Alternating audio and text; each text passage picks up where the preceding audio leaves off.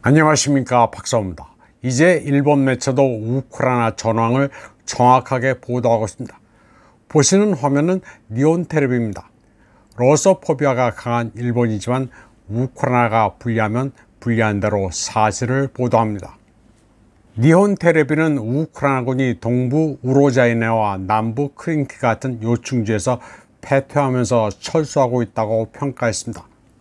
그러면서 러시아군의 새로운 동향으로 FAB 공중유도 활강 폭탄을 사용하기 시작했다고 전했습니다. 중량이 3톤에 달하는 FAB이 전황을 바꾸고 있다고 소개했습니다. 종래 사용하는 폭탄의 2배 중량으로 폭풍과 함께 파편을 광범위하게 비산시켜 우크라이나군을 초토화시키고 있다고 보도했습니다. 일본은 우크라이나 편이기는 하지만 그렇다고 없는 사실을 날조해 키예프군이 러시아를 포위 섬멸한다는 거짓말은 하지 않습니다. FAB에 대해 부연 설명하자면 폭발력이 굉장해 젤렌스키가 아주 환장합니다. 러시아군이 3월부터 사용했는데 한 달 동안 3,000발을 투하했고 하리코프 부근 볼찬스크에서는 일주일간 200발 이상을 사용했습니다. 이때만 하더라도 FAB 3,000이 아닌 1,500, 2,000이었습니다. 세르게이 쇼이구가 무기 공장을 시찰하는 모습입니다. 쇼이구 뒤에 보이는 폭탄이 FAB 3,000입니다.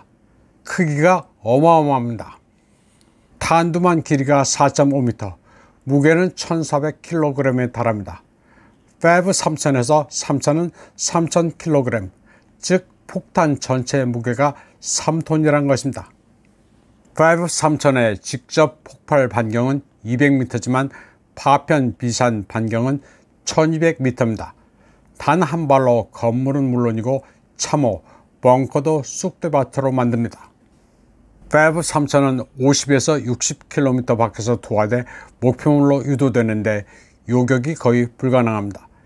미사일처럼 불꽃을 내뿜지 않기 때문에 열 추적을 할 수가 없습니다.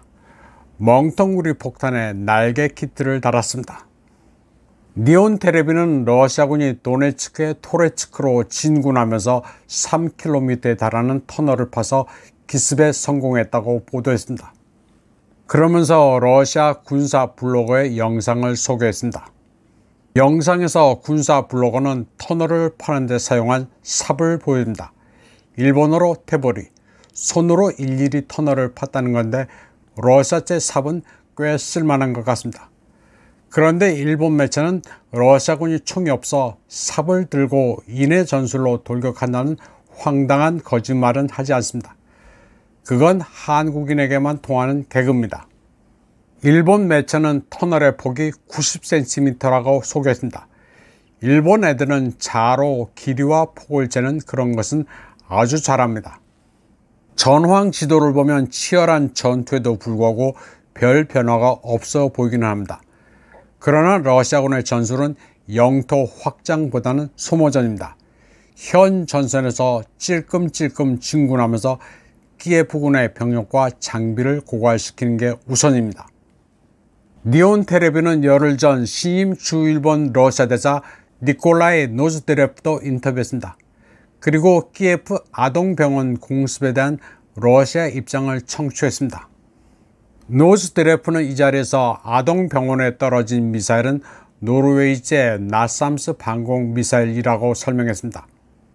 니온 텔레비는 러시아와 우크라이나의 상반된 주장을 모두 반영하면서 좀 더 조사해 볼 필요가 있다고 객관적인 태도를 견지했습니다. 니온 텔레비의 보도국장은 노즈드레프 대사를 인터뷰하면서 미국 중심 서구 가치관에 대항하는 러시아의 신국제질서 구상에 대해서도 질문했습니다. 이에 대해 노즈드레프 대사는 어느 국가가 멋대로 내린 결정이나 발언을 더 이상 수용하지 않는 게 다극화 세계의 요체라고 답변했습니다. 노즈드레프 대사는 서구에 대항해 글로벌 사우스가 일어나고 있다면서 G7을 중심으로 돌아가던 국제질서가 바뀌는 중이라고 설명했습니다. 또 북한이 만든 무기와 탄약이 러시아로 가는 게 아니냐는 질문에 대해서는 그게 서구와 일본 매스컴의 테마인 것 같다고 말했습니다. 그러면서 러시아는 이웃국가 북한과 좋은 관계를 구축하려는 것뿐이니 아무 걱정할 여지가 없다고 말했습니다. 노스드래프 대사는 러시아의 대중관계와 대북한 관계를 설명했고 니온 테레비는 이를 드라이하게 전했습니다. 니온 테레비의 인터뷰 수준은 꽤 높습니다. 세상이 어떻게 바뀌고 있는지를 시청자들에게 알리기 위해 노력하고 있습니다. 이번 방송은 여기까지 하겠습니다. 시청해주신 여러분 감사합니다.